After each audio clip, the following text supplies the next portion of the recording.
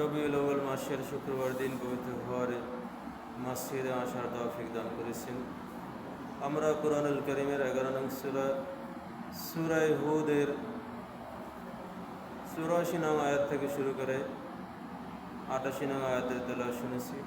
তেলাওয়াতকৃত আয়াতের মাঝে আল্লাহ তাআলা পূর্ববর্তী এক নবী হযরত শুআয়ব আলাইহিস সালামের জাতির সম্পর্কে আলোচনা করেছেন, তাদের বদ অভ্যাস সম্পর্কে আলোচনা করেছেন, অন্য অবিশ্বাস সম্পর্কে আলোচনা করেছেন এবং জাতির সাথে হযরত শুআয়ব আলাইহিস সালামের কথোপকথন এবং তাদের উত্তর কী ছিল, তাদের পরিণতি কী হয়েছিল সে সম্পর্কে আল্লাহ তাআলা সূরার মাঝে আলোচনা করেছেন। আমরা বিগত কয়েক জুমা পর্যন্ত পূর্ববর্তী জাতিদের আলোচনা শুনছিলাম, যারা পৃথিবীর বুকে অনেক শক্তিশালী ছিল, অনেক সম্পদওয়ালা ছিল, টাকা পয়সার দিক থেকে, দেহের দিক থেকে, গায়ের জোরের দিক থেকে, লোকবলের দিক থেকে তারা অনেক উন্নত ছিল। কিন্তু নবী এবং রাসূলদের কথা না শোনার কারণে, মানুষদের প্রতি অত্যাচার অবিচার করার কারণে আল্লাহ তাআলা তাদেরকে সমূলে পৃথিবীর বুক থেকে ধ্বংস করে বিদায় করে দিয়েছেন। তো আজ আমরা শুনবো হযরত শুআয়ব আলাইহিস সালামের জাতির অপরাধ অন্যায় সম্পর্কে এবং তাদের আযাব সম্পর্কে। শুআয়ব আলাইহিস সালাম। তো সূরা হুদ এর 84 নং আয়াতে আল্লাহ বলেন, ওয়াইলা মাদিয়ানা আখাহুম শুআয়বা, মাদিয়ানবাসীদের কাছে আমি তাদের ভাই শুআয়বকে পাঠিয়েছিলাম। মাদিয়ানবাসী, মাদায়ান শহর যেটাকে বলা হয়, সিরিয়াতে অবস্থিত এলাকা। এই মাদিয়ান নামক এলাকায় হযরত শুআয়ব আলাইহিস সালামের দায়িত্ব ছিল নবুয়ত প্রচারের। তো আল্লাহ তাআলা প্রত্যেক নবী রাসূলকে তাদের জাতির ভিতর থেকেই পাঠাতেন, অন্য কোনো জাতি থেকে পাঠাতেন না, এবং তাদেরকে তাদের ভাষায় পাঠাতেন, অন্য কোনো ভাষায় পাঠাতেন না। কিতাবও তাদের ভাষাই হতো, যাতে করে তারা বুঝতে পারে। তো শুআয়ব আলাইহিস সালাম মাদিয়ান নামক এলাকার নবী, তিনি লোকদেরকে এসে প্রথমেই দাওয়াত দিলেন, ক্বালা ইয়া কওমি ইবুদুল্লাহ। এই এক কথাই সকল নবী রাসূল যে কথাটা বলতেন সেই কথাটাই তিনিও বলছেন, ইয়া কওম, হে আমার জাতির লোকেরা, উবুদুল্লাহ, তোমরা একমাত্র আল্লাহর ইবাদত করো, আল্লাহর উবুদুল্লাহ, ইবাদত করো আল্লাহর, আর কারণ মা লাকুম মিন ইলাহিন গায়রু, তিনি ছাড়া তো তোমাদের আর কোনো ইলাহ নেই। এমন কেউ নাই যে তোমাদের যে তার পূজা করতে পারো, ইবাদত করতে পারো, তার নামের জিকির করতে পারো, তাকে ডাকতে পারো বিপদ আপদে, বালা মুসিবতে, সুখে দুঃখে। এরকম তো আল্লাহ ছাড়া আর কেউ নেই। অতএব সেই একমাত্র আল্লাহরই ইবাদত করো, আর কারো নাই। ইবাদত কি জিনিস সেটা আমরা জেনেছি। ইবাদত হলো মালিকের হুকুম আহকামগুলো পালন করা। মালিক যেভাবে তার হুকুম আহকামগুলো পালন করতে বলেন, ঠিক সেভাবে পালন করার নামই ইবাদত।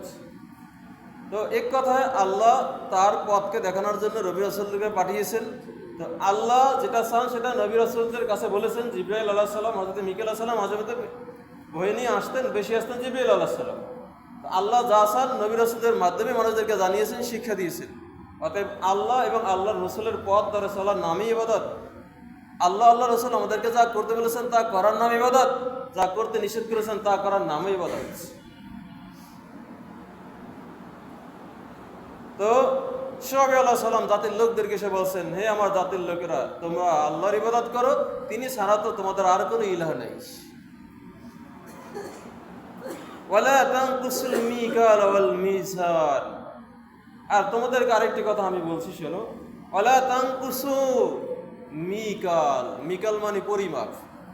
ওই যে আগে আমরা দেখতাম, এখন আর তো এটা নাই, যে পুরা না কি বলতো গ্রামে, পুরা দিয়ে মাপিয়ে দিত জিনিসপত্র, পুরা না, এই পুরা দিয়ে মেপে দিত, এটাকে বলা হয় মিকাল। কাইল যেমন মিকাল মানে এভাবে ওজন করে নাই, এভাবে কোনো একটা পাত্র দিয়ে মেপে দেওয়া, পুরা দিয়ে মেপে দেওয়া, এটা করে মিকাল। বল মিজান মানে ওজন করে পরিমাপ করা। তো আল্লাহ তাআলা এখানে দুইটা কথা বলেছেন, হে আমার জাতির লোকেরা। শুআয়ব আলাইহিস সালামের মাধ্যমে শুআয়ব আলাইহিস সালাম বলছেন, জাতির লোকেরা, তোমরা তো একমাত্র আল্লাহর ইবাদত করবে, তিনি ছাড়া তোমাদের তো আর কোনো ইলাহ নাই। আর একটা কথা হলো, তোমরা যে অন্যায় করছো, বিশেষ করে লোকদেরকে ওজনে কম দিচ্ছ, মাপে কম দিচ্ছ, পরিমাপে কম করছো, এটা তো তোমাদের করা উচিত না। এই কাজটা তোমরা বন্ধ করো। তো এই ওজনে ভেজাল করা, ওজনে কম দেওয়ার 2 নম্বরই করা সেই জামানায় ছিল, এই জামানাও কি আছে কিনা? 2 নম্বরকে 1 নম্বর বলে চালিয়ে দাও। আবার ব্যবসার ক্ষেত্রে যে লোকদেরকে কম দাও, আনার সময় বেশি বেশি আনার চেষ্টা করা, লোকদেরকে দেওয়ার সময় কম দেওয়া, এরকম আছে না? আছে। এই ডিজিটাল দুর্নীতি এখন এই জামানায় আছে, বরং আরো বাড়ছে বেশি করে। তো শুআয়ব আলাইহিস সালাম জাতির লোকেদের অন্যান্য বদভ্যাসের সাথে এইটাও একটা বদভ্যাস ছিল যে তারা লোকদেরকে যখন মেপে দিত, ওজন করে দিত, তখন কম দিত। ইন্নী আরাকুম বিখাইর, অথচ আমি তোমাদেরকে তো ভালোই দেখছি, তোমরা তো ভালোই আছো, তোমাদের আল্লাহ ধনী করেছেন, সচ্ছল করেছেন, লোকদেরকে যে কম দিচ্ছই এটা তো তোমাদের করা উচিত না। দিলে পুরোপুরি দাও, 2 নম্বরে কেন করছো? তোমাদের অবস্থা তো ভালো, এরকম না যে তোমরা খুব গরিব এজন্য কম দিয়ে তাড়াতাড়ি ধনী হইতেছ। তোমাদেরকে তো আল্লাহ সম্পদশালী করেছেন।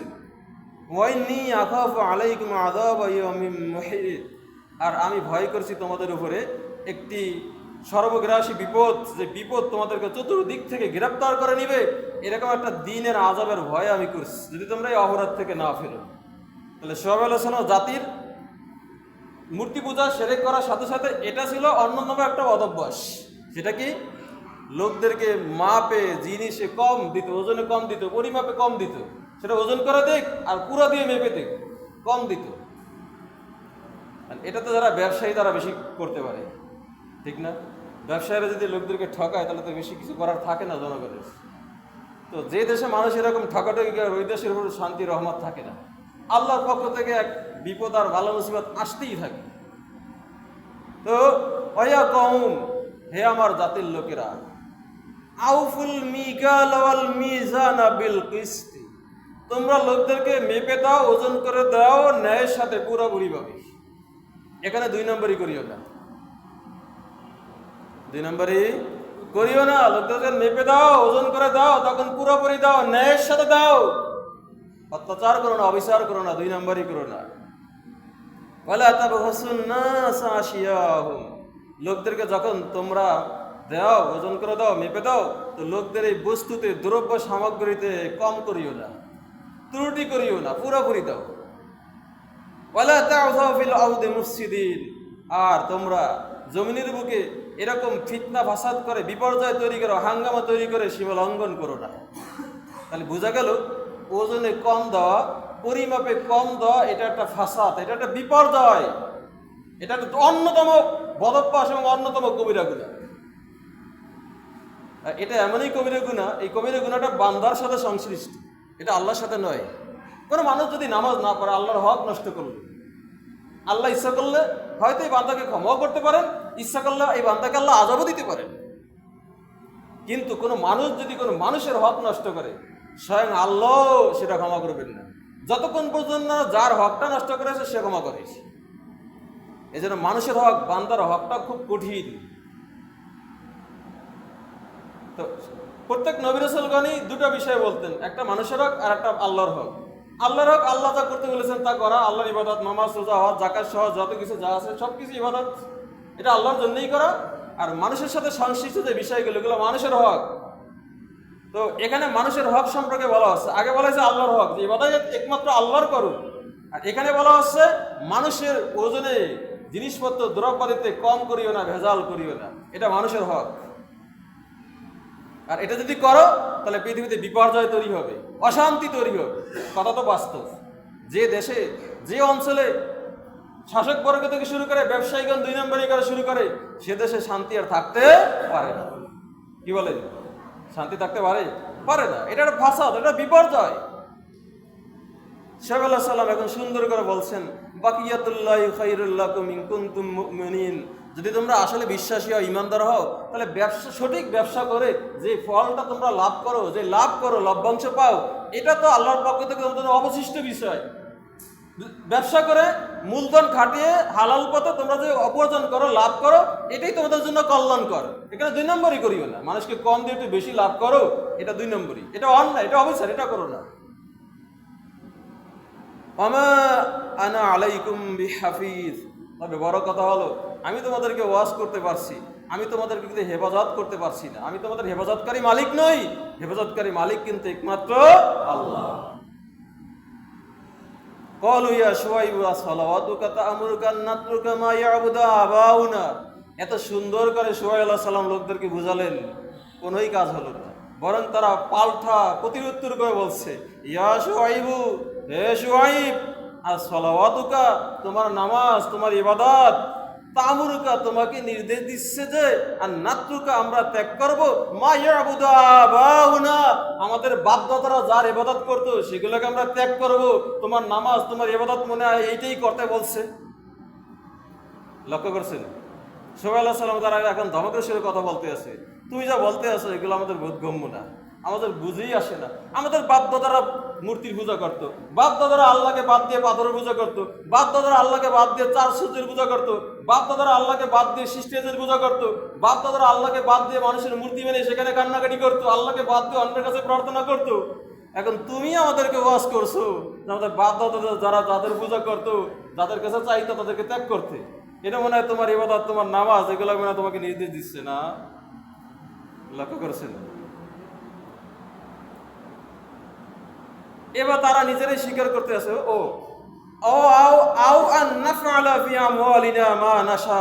অথবা আমরা আমাদের মালে, সম্পদে, ওজনে, ব্যবসা বাণিজ্যে যা ইচ্ছা তাই করবো। এটা করতো তোমার নামাজ মনে হয় আমাদেরকে নিষেধ করছে, ইবাদত নিষেধ করছে। আমরা লোকদেরকে কম দিব, সমস্যা কি তোমার? তোমার সমস্যাটা কি? আমরা আমাদের সম্পদ যেভাবে অর্জন করবো, যেভাবে ব্যয় করবো, এটা আমাদের অধিকার, আমাদের ব্যাপার। আমরা লোকদেরকে প্রাপ্য দেই না দিই, জাকাত না দিই, দান না করি, খয়রাত না দিই, এটা আমাদের ব্যাপার, তোমার কি? ইন্নাকা লা আনতাল হালিমুর রশিদ। এখন তারা স্বীকার করে নিচ্ছে যে শুআইব আসলেই বাস্তবিক তুমি বড় ধৈর্যশীল, তুমি বড় আর ধৈর্যশীল আর রশিদ, আর তুমি যে সঠিক পথে আসো এটাও ঠিক, কিন্তু আমরা অন্যায় থেকে ফিরবো না। ব্যাপারটা বুঝছেন? যে তুমি রশিদ, তুমি সঠিক পথে আসো, তুমি ভালো পথে আসো, তুমি বড় ধৈর্যশীল, এটা আমরা স্বীকার করি। তবে তুমি যে ওয়াজ করছো, ওয়াজ আমরা মানতে পারছি না।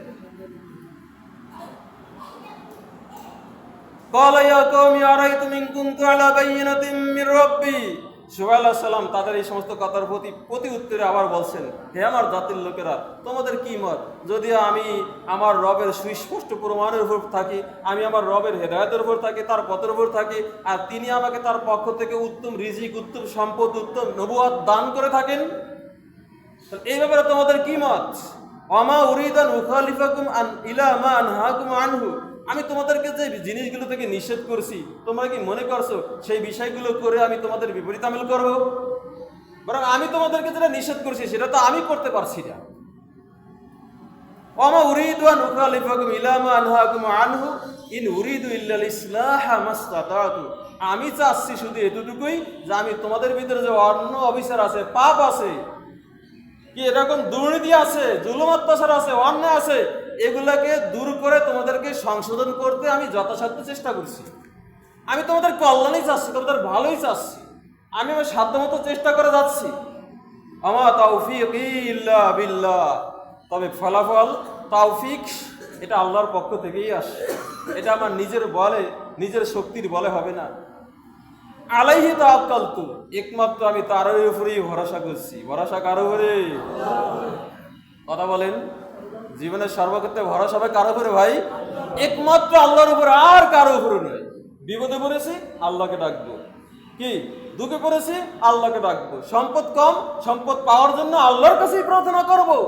বিয়ে সাথে করেছি, সন্তান নাই, আল্লাহর কাছেই প্রার্থনা করব। একমাত্র মালিক আল্লাহর উপরেই ভরসা করব। সকল নবী রাসূলগণ একই কথা।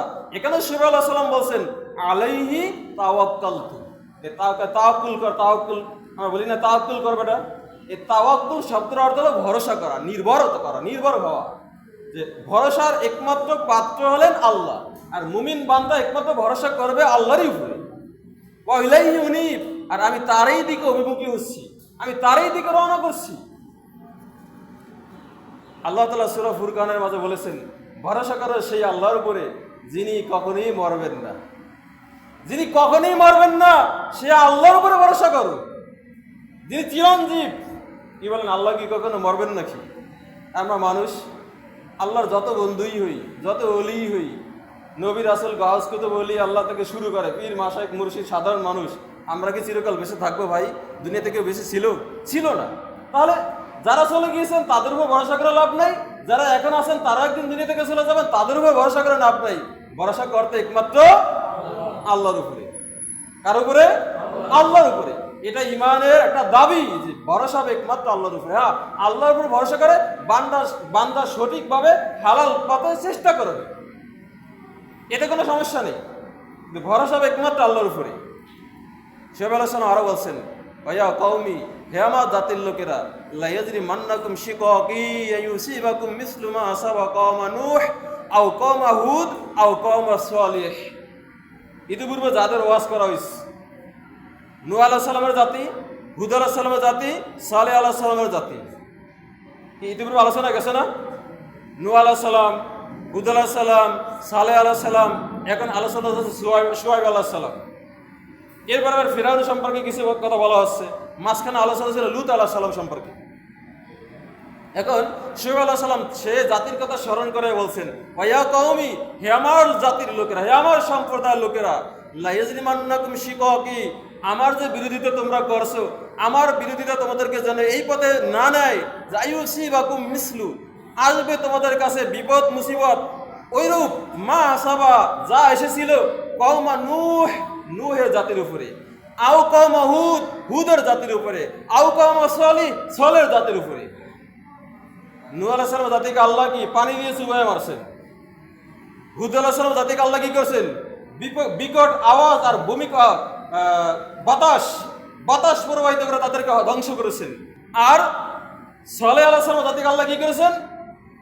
সালেহ আলাইহিস সালাম জাতিকে, এই যে সামুদ জাতিকে বিকট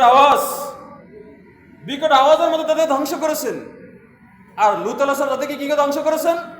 একবারে পাথর বর্ষণ করে এলাকা উল্টিয়ে দিয়ে।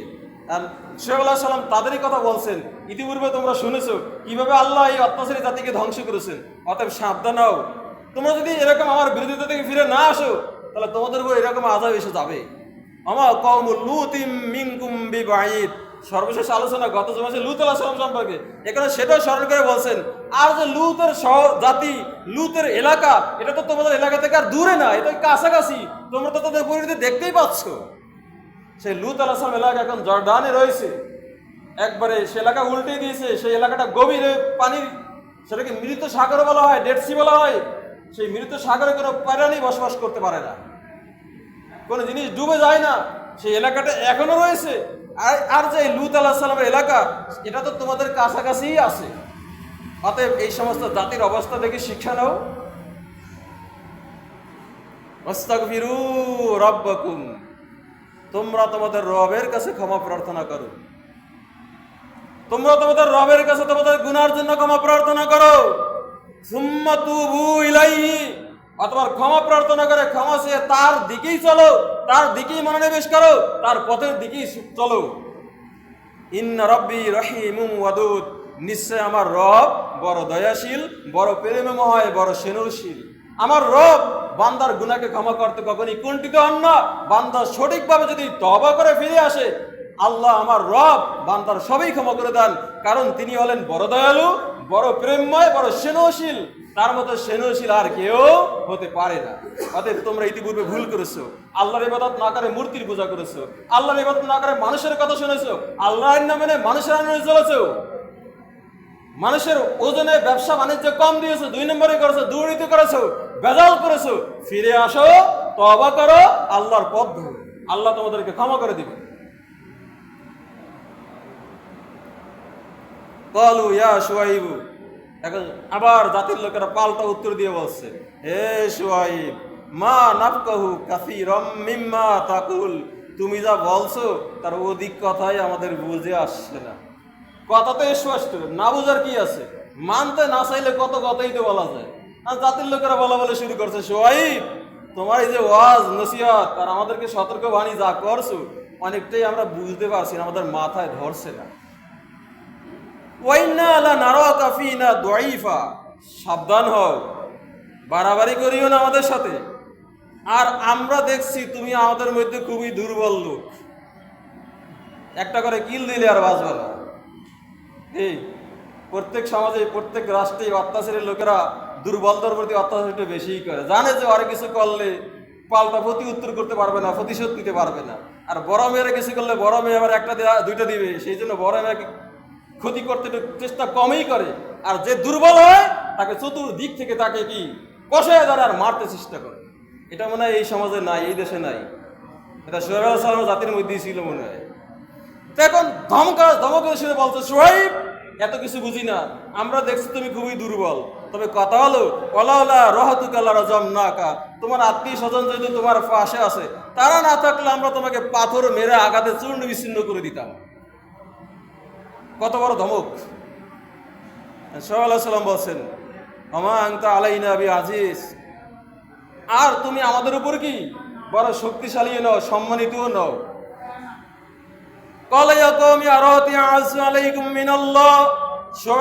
তাদের ধমকের প্রতি উত্তরে বলছেন যে আমার জাতির লোকেরা, আমার আত্মীয় স্বজন কি আল্লাহর বিপরীতে বড় শক্তিশালী, বড় সম্মানিত?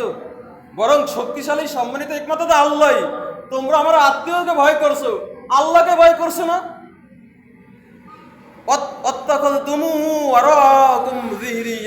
বরং তোমরা আল্লাহকে তোমাদের পিছনে ফেলে রাখছো, আল্লাহকে ভয় করছো না, ভয় করছো আমার আত্মীয় স্বজনকে। এটা তো হওয়ার কথা না, ভয় করলে মাত্র আল্লাহকে করা উচিত। ইন্না রাব্বি বিমা তা'মালুনা মুহীত, নিশ্চয় আমার রব তোমরা যা কিছু করছো সব কিছুকেই পরিবেষ্টন করে আছেন, তিনি সব দেখছেন, জানছেন, শুনছেন, বিচার ফয়সালা তিনি একদিন করবেন। ওয়া কওমি ইয়ামালু, হে আমার জাতির লোকেরা তোমরা কাজ করতে থাকো, করে যাও, আলা মাকিনাতিকুম, তোমাদের অবস্থানে থেকে যা মনে চায় তা করো। ইন্নী আমিল, আমিও কর্মী, আমিও করে যাচ্ছি। তোমাদের যা মনে চায় তোমরা করো, আর আমার যা করার আমিও করে যাচ্ছি। সাফা তা'লামুনা মাইয়াতিহি আযাবু ইখজি, অচিরেই তোমরা জানতে পারবে কার কাছে আযাব চলে আসবে, আর আযাব এসে তাকে দুনিয়াতে অপমানিত করবে, লাঞ্ছিত করবে, লজ্জিত করবে। আমান হুয়া কাযিব, আর কে মিথ্যাবাদী আর কে সত্যবাদী, তখন সেটা ভালো করে প্রমাণিত হয়ে যাবে।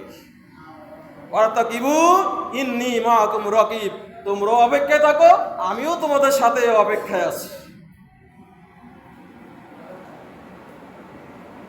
এই তো গেল জাতির লোকদের সাথে কথা আর ওয়াজ নসিহত, আর জাতির লোকদের উত্তর তো শুনছেনি।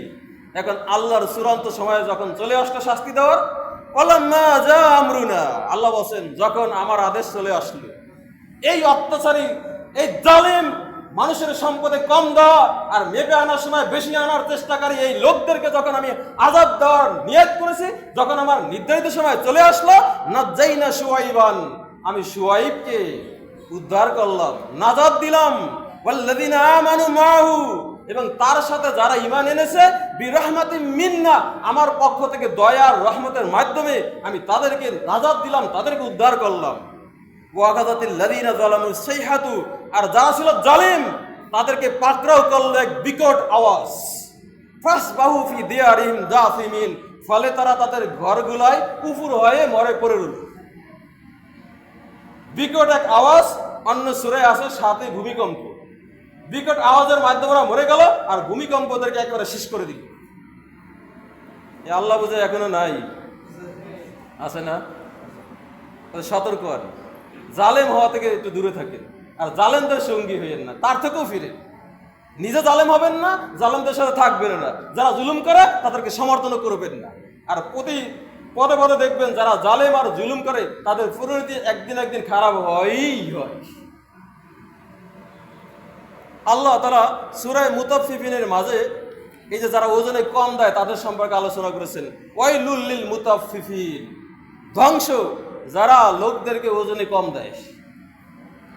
আল্লাযিনা ইয়াক্তালু আলান নাসি ইস্তাউফুন, যখন তারা কারো কাছ থেকে কোনো কিছু কিনে তখন তারা বেশি বেশি নেওয়ার চেষ্টা করে, পুরাপুরি আনে। ওয়াইদা কালুহুম আও ওয়াজানুহুম ইকসিরুন, আর যখন তারা মেপে দেয় কিংবা ওজন করে দেয় তখন তারা কম দেয়, এখানেই দুর্নীতি করে। আলা ইয়াযুন্নু উলাইকা আন্নাহুম মাবউসুন লিয়াউমিন আযীম, এই এরা কি মনে করছে না যে তাদেরকে একদিন উঠানো হবে এক মহাদিনে? ইয়াউমা ইয়াকুমুন নাসু লিরাব্বিল আলামিন, সেই দিন মানব জাতিরা, মানুষেরা তাদের রবের সামনে দাঁড়িয়ে পড়বে। লিরাব্বিল আলামিন, বিশ্ব জগতের রব আল্লাহর সামনে সেদিন মানুষ দাঁড়াবে। অতএব যারা যে যেখানে আছেন, যে যেই পদে আছেন, ব্যবসায়ী হন, শিক্ষক হন, নেতা হন, সমাজের বিচারক হন, বিচার করতেছে, শিক্ষকতা করতেছে, নেতাগিরি দেখাতেছে, ব্যবসা করতেছে, মানুষ যেটা প্রাপ্য, যেটা হক, সেটাতে কম দিবেন না। যদি কম দেন তাহলে সেটাই হবে ওজনে কম দেওয়া। এখন এখানে ওজনে কম দেওয়া মানে শুধু পণ্য দ্রব্যের জিনিসপত্র কম দেওয়া না। কোনো শিক্ষক যদি সাধ্যমতো চেষ্টা করে না পড়ায় এই আশায় যে আমি ক্লাসে পড়াবো না, ছাত্রছাত্রীরা আমার কাছে প্রাইভেট পড়বে, তাহলে এখানেও সে কম দিল, সেও ধরা পড়ে যাবে। কোনো নেতা যদি সমাজের নেতা হয়, ক্ষমতা পায়, সে যদি জনগণের অধিকার ঠিক মতো আদায় না করে, এখানেও সে কম দিল। কোনো বিচারক যদি 2 নম্বরই করে, এখানেও সে কম করল। অতএব ধরা পড়ে যাবে। অতএব সাবধান হন, ভালো হয়ে যান, সতর্ক হয়ে যান। তো এরপরে আল্লাহ তাআলা অন্য জাতি সম্পর্কে আলোচনা করেছেন। হাদিস থেকে 2-1টা হাদিস শুনিয়ে আমরা আলোচনা শেষ করবো ইনশাআল্লাহ। তো আর রাসূল সাল্লাল্লাহু আলাইহি ওয়াসাল্লাম বলেছেন, আবু মুসা আশআরী রাদিয়াল্লাহু থেকে বর্ণিত যে ইন্নাল্লাহ লা ইউমলিয যালিম। ভালো করে শুনেন, মিশকাতুল মাসাবের 434 পৃষ্ঠার একবারে শেষের হাদিস। ইন্নাল্লাহ, নিশ্চয় আল্লাহ, লা ইউমলি, এটা রশি দিল দিয়ে থাকেন, অবকাশ দেন, আর যালিমা, কাকে? জালিমকে। নিশ্চয় আল্লাহ তাআলা জালিমকে একটু অবকাশ দেন। হাত্তা ইযা আখাযাহু, যখন তাকে চূড়ান্তভাবে ধরেন, লাম ইউফলিতহু, আর তাকে ছেড়ে দেন না। এই জন্য এক হাদিসে রয়েছে, তোমরা মজলুমের দোয়া থেকে বেঁচে থাকো। মাজলুম, যার প্রতি অত্যাচার করা হয়, তার বদদোয়া থেকে বেঁচে থাকো। কারণ তার বদদোয়ার মাঝে আল্লাহর মাঝে কোনো পার্থক্য থাকে না, সাথে সাথে আল্লাহর কাছে তার দোয়া পৌঁছে যায়। একদিন না একদিন আল্লাহ তাকে জালিমকে ধরবেনই ধরবেন। আর মনে রাখবেন যে আজকে ধরছেন না, কালকে ধরবেন না, এরকম না। হাদিসটা মনে রাখবেন, নিশ্চয় আল্লাহ জালিমকে একটু সুযোগ দেন, কিন্তু যখন ধরেন তখন আর ছাড়েন না। তো আর একটা হাদিস শোনেন, আয়েশা রাদিয়াল্লাহু আনহা বর্ণিত হাদিস। তিনি বলেন, রাসূল সাল্লাল্লাহু আলাইহি ওয়াসাল্লাম বলেছেন, আদ-দাওয়িন সালাসা, আমল 3 ধরনের। আমল কয় ধরনের? 3 ধরনের আমল আছে। লা ইউতরিকুল্লাহু যুলমাল ইবাদ ফিমা দিয়ানুল লা ইয়াগফিরুল্লাহু ইল্লা আল ইশরাক বিল্লাহ। একটা আমল হলো শিরক করা আল্লাহর সাথে। আল্লাহর সাথে শিরক করার গুনাহ আল্লাহ ক্ষমা করবেন না। হ্যাঁ, যদি সে তওবা করে, মুসলমান হয়, ইমানদার হয়, ভালো হয়ে মারা যায়, তাহলে আলাদা কথা। কিন্তু তওবা যদি না করে, শিরক থেকে না ফেরে, এই গুনাহ আল্লাহ ক্ষমা করবেন না। ইয়াকুলুল্লাহু আযজা ওয়া জাল্লা ইন্নাল্লাহা লা ইয়াগফিরু আন ইউশরাকা বিহি। আল্লাহ তাআলা বলেন কোরআনুল কারীমে, নিশ্চয় আল্লাহ তাআলা তার সাথে শিরকের গুনাহ ক্ষমা করেন না। ওয়া দিয়ানুন, আরেক প্রকার আমল হলো লা ইয়াতরুকুল্লাহু যুলমাল ইবাদ ফিমা বাইনাহুম হাত্তা ইয়াকতাসসা বা'দুহুম মিন বা'দ। দ্বিতীয় প্রকার আমল হলো বান্দার ভিতরের আমল, বান্দার সংশ্লিষ্ট আমল। এই বান্দার সংশ্লিষ্ট আমলকে আল্লাহ তাআলা মাফ করবেন না যতক্ষণ পর্যন্ত যার প্রতি জুলুম করা হয়েছে, যার হক নষ্ট করা হয়েছে, সে ক্ষমা না করে।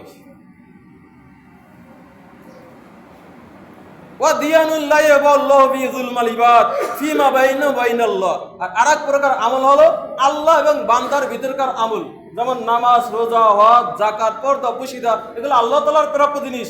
এই ক্ষেত্রে যদি কেউ ত্রুটি করে, পালন না করে, এটা আল্লাহ তাআলার ব্যাপার। ফাযালিকা ইলাল্লাহ ইনশা আযাবা ওয়া ইনশা তাজাওয়াজা আনহু। যদি আল্লাহ ইচ্ছা করেন এই বান্দাকে শাস্তি দিবেন, আল্লাহ ইচ্ছা করলে বান্দাকে ক্ষমা করবে। তাই বলে নামাজ, রোজা, ইবাদত কি ছেড়ে দেওয়া যাবে নাকি?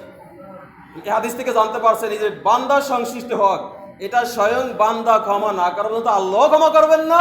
আর আল্লাহর সাথে শিরকের গুনাহ তওবা না করা পর্যন্ত আল্লাহ সেটা ক্ষমা করবেন না। তাহলে মানুষের হক কিন্তু অনেক কঠিন জিনিস। অতএব কোনোভাবেই কোনো মানুষের হক নষ্ট করার কোনো সুযোগ নেই।